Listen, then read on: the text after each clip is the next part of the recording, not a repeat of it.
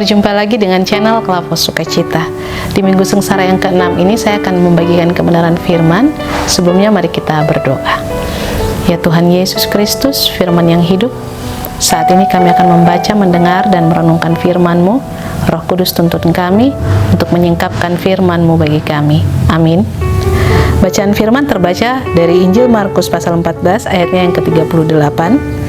Berjaga-jagalah dan berdoalah supaya kamu jangan jatuh ke dalam pencobaan. Roh memang penurut, tetapi daging lemah.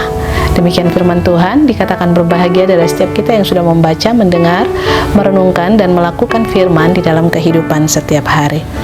Pemirsa channel Klavos Sukacita yang diberkati Tuhan, dari pembacaan firman di hari ini, Markus pasal 14 ayat ke-38, saya memberikan tema berjaga-jaga agar jangan jatuh ke dalam pencobaan. Berjaga-jaga agar jangan jatuh dalam pencobaan. Sikap berjaga-jaga adalah sikap yang perlu oleh setiap manusia.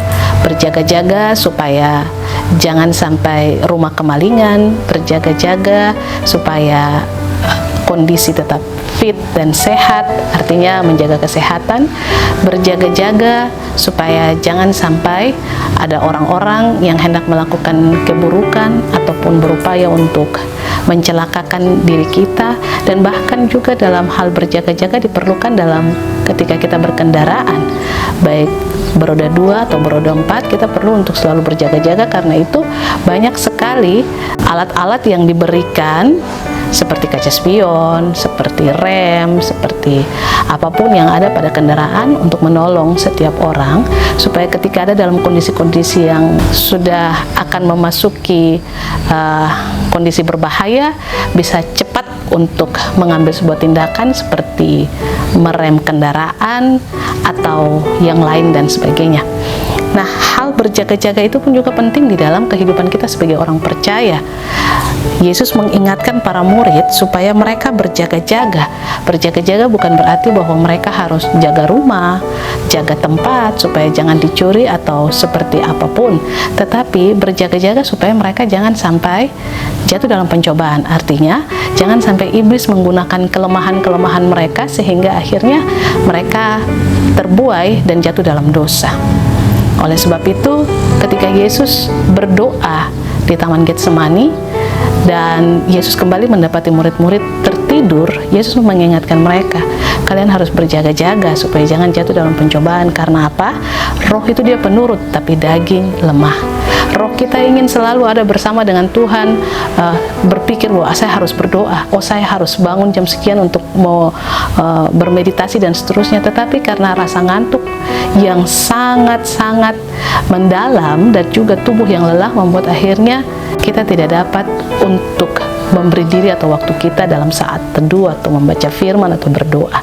Oleh sebab itu Yesus ingatkan, berjaga-jagalah karena roh itu penurut tapi daging lemah. Keinginan-keinginan kita terkadang membuat akhirnya kita jatuh dalam pencobaan.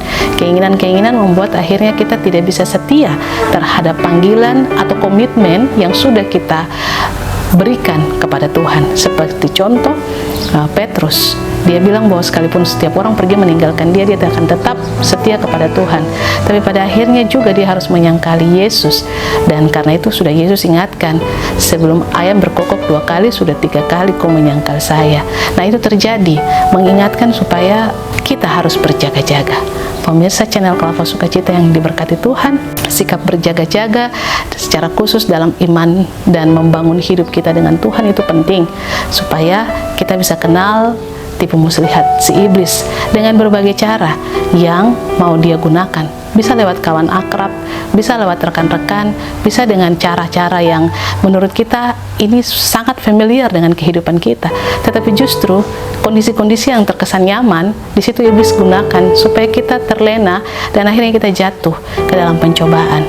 Oleh sebab itu, firman mengingatkan, berjaga-jagalah supaya jangan kita jatuh dalam pencobaan. Karena kita punya rohnya dia penurut, tapi kita punya daging lemah. Daging lemah itu bisa karena itu adalah teman, itu adalah sahabat, itu adalah keadaan-keadaan yang sering kali sudah kita alami, jalani, sampai-sampai kita tidak melihat ada celah-celah yang iblis pakai untuk membahayakan hidup kita atau untuk membuat kita jatuh. Nah, karena itu berjaga-jaga selalu ada dalam hidup kita dengan cara membangun hidup kita dengan Tuhan, membaca firman, berdoa, selalu mau untuk memiliki hati yang haus dan lapar mendengar firman, supaya dengan demikian kita dibangun, kita diingatkan, kita dibentuk, kita dididik, kita tidak menjadi anak-anak gampangan, bahkan kita tidak mudah disesatkan oleh hal-hal yang kelihatannya seperti baik, hal-hal yang di depan kita seperti keadaan yang tidak membahayakan, tetapi justru kita dapat membaca semuanya itu oleh karena berjaga-jaga dan hidup bersama dengan Tuhan. Tuhan menolong kita dalam menjalani hari-hari kehidupan kita, supaya jangan kita jatuh dalam pencobaan. Amin. Mari berdoa. Terima kasih Tuhan untuk kebenaran firman hari ini. Secara khusus kami memaknai minggu sengsara Kristus yang ke-6, penderitaan Tuhan tersalib bagi kami untuk menanggung dosa kami manusia. Ajar kami untuk senantiasa membangun hidup kami bersama dengan Engkau ya Bapa, dalam persekutuan dengan Tuhan, supaya kami tidak jatuh dalam pencobaan, karena firman limpah dalam hidup kami, dan karena kami selalu ada dan punya kesadaran bahwa kami telah diberkati, kami telah disertai, telah dilindungi, dan dipimpin oleh Tuhan. Kami serahkan hidup kami ke dalam tangan kasih-Mu. Amin. Shalom. Tuhan memberkati.